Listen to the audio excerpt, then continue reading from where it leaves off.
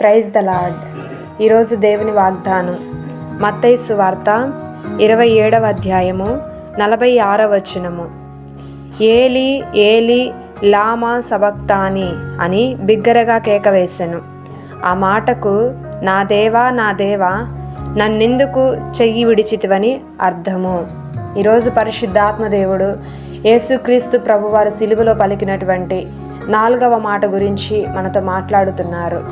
అయితే యేసయ్య ఆ యొక్క భయంకరమైనటువంటి నరకయాతను అనుభవిస్తూ, మరణ వేదనను అనుభవిస్తూ, ఎంతో భయంకరమైన బాధలో కూడా పలికినటువంటి ఆ 4వ మాటలో మనము ఒంటరిగా కాకుండా దేవుని యొక్క కృప మనతో కూడా ఉన్నది అని తెలియపరచడానికి ఆయన ఒంటరితనాన్ని జ్ఞాపకం చేసుకున్నాడు. నన్నెందుకు నువ్వు చేయి విడిచిపెట్టి ఒంటరిగా నన్ను ఇప్పుడు చేశావు ప్రభువా అని యేసయ్య తండ్రికి మొరపెడుతున్నాడు సిలువలో. అలాగే ఆయనకి ఆ సమయంలో ఆయనతో పాటు ఉన్నటువంటి శిష్యులు, ఆయన తల్లి, ఆయనకున్నటువంటి సహోదరులు, ఆయన రక్త సంబంధికులు ఉన్నటువంటి ఏ ఒక్కరు ఆయన దగ్గర మేలు పొందుకున్నారు. అనేకులు రోగాల నుండి స్వస్థతలు పొందుకున్నారు. చనిపోయిన వారు లేపబడ్డారు. ఆయన వాక్యాన్ని విని ఎంతోమంది బలపడ్డారు. వారందరూ ఎవరు కూడా ఆయనకు సహాయం చేయడానికి కానీ, ఆ మరణము నుండి, ఆ సిలువ నుండి తప్పించడానికి కానీ ముందుకు రాలేదు. ఆ అన్యాయపు తీర్పు పొంది అనుభవిస్తున్నటువంటి ఆ సిలువ వేదనలో కేవలము ఆయన ఒంటరిగా సమస్తాన్ని కూడా అనుభవించాడు.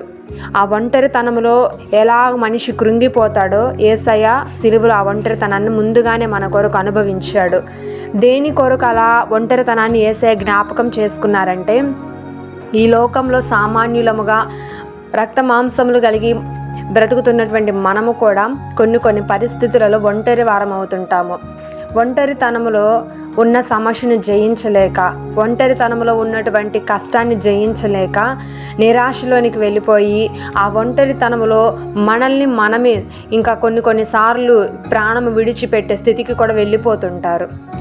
అలాంటి స్థితికి వెళ్ళకుండా మనం ఒంటరిమి కాదు, ఎల్లప్పుడూ కూడా పరిశుద్ధాత్మ దేవుడు మనతో ఉన్నాడు అని తెలియపరచడానికి, మన దుఃఖంలో, మన కష్టంలో, మన కన్నీటి సమయంలో మనతో కూడా పరిశుద్ధాత్మ దేవుడు ఆదరణకర్తగా మనకి నిలబడ్డాడు. నేను మీతో సదాకాలము ఎల్లప్పుడూ నేను మీతో కూడా ఉన్నానని ఆయన మనకు వాగ్దానం ఇచ్చారు. కాబట్టి మనల్ని ఒంటరిగా చేయకుండా, మనల్ని అనాథులుగా విడిచిపెట్టకుండా, మనకి ఎల్లప్పుడూ తోడుగా ఉండి సహాయం చేయడానికి ఆయన ఒంటరితనాన్ని సిలువలో అనుభవించాడు. కాబట్టి ఆయన సిలువ ద్వారా ఈరోజు మనకి ఒక తోడు దొరికింది, ఆదరణ దొరికింది, ఒక ధైర్యము దొరికింది. ఆ ధైర్యం ఎవరు అనంటే పరిశుద్ధాత్మ దేవుడు. పరిశుద్ధాత్మ దేవుని ద్వారా మనము ధైర్యపరచబడుదాము, ఆదరించబడుతూ ఎల్లప్పుడూ కూడా ఆయన మనకు తోడుగా ఉండి ప్రతి శ్రమ నుండి, కష్టం నుండి తప్పించి శ్రేష్టమైన ఆశీర్వాదకరమైన మార్గంలో పరిశుద్ధాత్మ దేవుడు మనందరినీ కూడా ముందుకు నడిపించునుగాక. ఆమేన్.